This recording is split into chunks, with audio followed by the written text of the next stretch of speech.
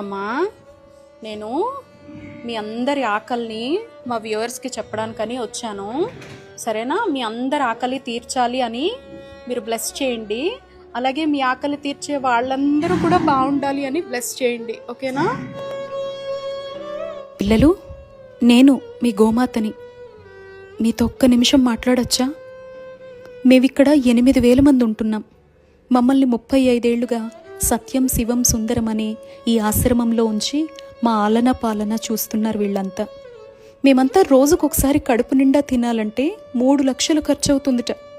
మీ అందరికీ అర్థమయ్యేలా చెప్పాలంటే ఒక్కరం తినాలంటే 40 రూపాయలు.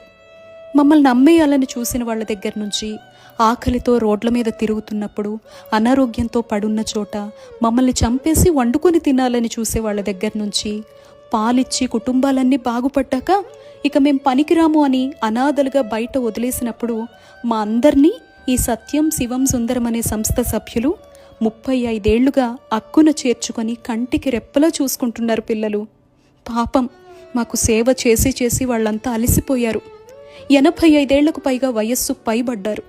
మా ఆహారం కోసం వాళ్ళ రక్తాల్ని జీవితాల్ని ధారపోసి దాతల్ని ఎంత వెతికి పెట్టినా ప్రస్తుతం అయితే కష్టంగానే ఉంది పరిస్థితి. భవిష్యత్ ఏంటా అని ఒక్క సాయం చేస్తారా?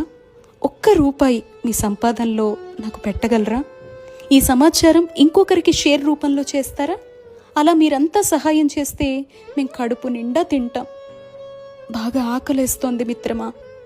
ఊరికే ఏం కాదులే, నన్ను సకల దేవతా స్వరూపం, 3,000,000 దేవతల నిలయమని పూజలు అభిషేకాలు అక్కడ కనపడే రాయిపై కుమ్మరిస్తూ ఉంటారు కదా. ఇక్కడ మేము ప్రాణంతో ఉండి ఆకలితో అలమటించిపోతున్నాం. 8,000 మంది ఉన్నాం. మీ సహాయం కోసం చూస్తున్నాం. అలా చేస్తే మీ తరతరాల పాపాల్ని మేము తీసేసుకుంటాం. మీ మధ్య బ్రతకమని మీరంతా ఉన్నారు అని పంపిన మా శివయ్యకి మీ అందరి సాయం గురించి చెబుతాం తెలుసా.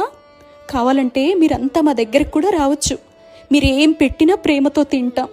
లక్షలు కోట్లు ఖర్చు పెట్టి మీరంతా వేడుకల పేరుతో చేసే వృధా ఖర్చు ఉంటుందే, అలాంటివి మేము అస్సలు చెయ్యం. మీ పిల్లల పుట్టినరోజులు, పెళ్లి రోజులు, వేడుకలు మాతో కూడా చేసుకోవచ్చు కదా మిత్రమా.